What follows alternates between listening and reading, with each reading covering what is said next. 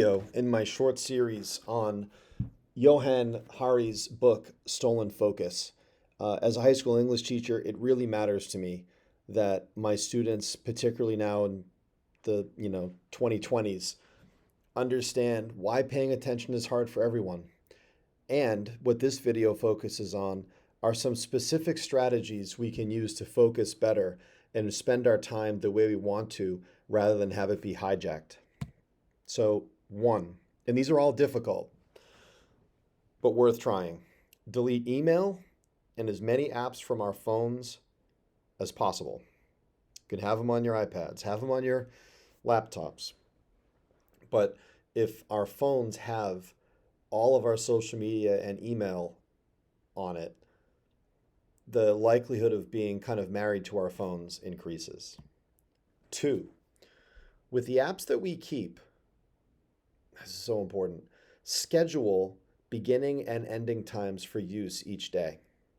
So, in other words, if Instagram is your app of choice, and again, this is a change for most people, maybe 7 to 7:30, 2:30 to 3, 8 to 8:30, or some selection of those times.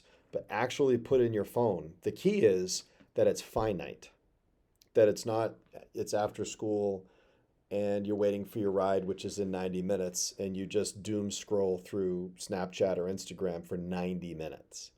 What you could do is give yourself 20 or 30 minutes and then block out time for math homework. But I think nowadays we have to intentionally plan the beginnings and endings of our screen time. Almost like creating our own limited scroll, like what the internet used to be, not an infinite scroll. We have to put in when the time stops. Here's another big thing that I'm starting to do. Unsubscribe from email lists. Go scroll down to the bottom of emails that you don't want to get and unsubscribe to those people, right? That's easy enough to do. Might be more for adults. I would tell my students, you have to check your email every day when you're in school. That's how we're going to communicate with you. We're not going to tweet you as the adults. I have students who just never think of checking their email. Well, they miss a lot. This is mostly for adults. Check your email when you get into work and maybe check it at the end of the day, right? Is there a need to check it incessantly, right? So similar to social media scheduling, schedule times you check your emails. Obviously, if there's a crisis at work, you might be checking your email more, but this is just a regular day. Five, this is one of the ones that students never think about. I actually spend time with my students showing them how to turn off their notifications.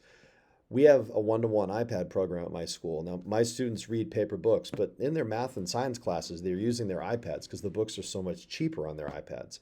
But if they don't turn off the notifications, they're reading about ancient Rome, but then suddenly are getting a Snapchat from their girlfriend or their best friend is talking about what they're doing, or they're getting a text message. If you don't turn off your notifications, don't even pretend you can use your device for work. Don't even pretend, right?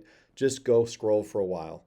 But when you want to sit and do work on your device, um, block the interruptions in your device.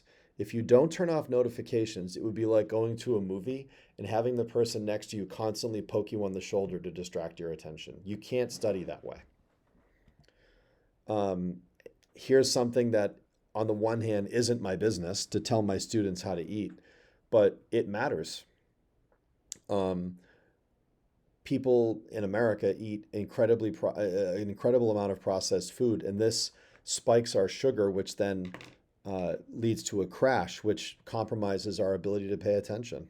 So if we eat not processed food, like actual food, meat, cheeses, nuts, vegetables, fruit, we're going to be able to pay attention more. And if we eat garbage, like what you see up here, sugary drinks, look at the sugar content of what you're consuming and where the sugar comes from. Again, it all goes back to what you want. You want to be efficient at work. You want to be a top student. You can choose to pay attention to this. If you choose not to pay attention to this, don't be surprised if your attention span suffers.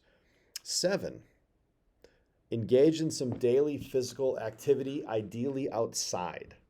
So, when I was a younger teacher, the Bush administration passed a law called No Child Left Behind, which was meant to increase standardized testing for students. What this ended up doing was it led to more test prep in schools, and a lot of schools decided to eliminate or greatly decrease recess. So, what we saw from 2002 to 2006 was a diagnosis of severe attention problems rising by almost 25%. So, interestingly, a way to be better at school is to leave the building and move a little bit. That's part of it. Eight, and again, this is students can't really choose the noise levels in their own houses because you have other people living there. But if you're able to, choose to read, study, and work in environments with limited chaos and distraction. This is if you're wondering why your parents bug you about cleaning your room, something in your parents' brains, even if they've never studied this, they know instinctively that an organized space can help our minds be organized, and a cluttered space can help us struggle paying attention.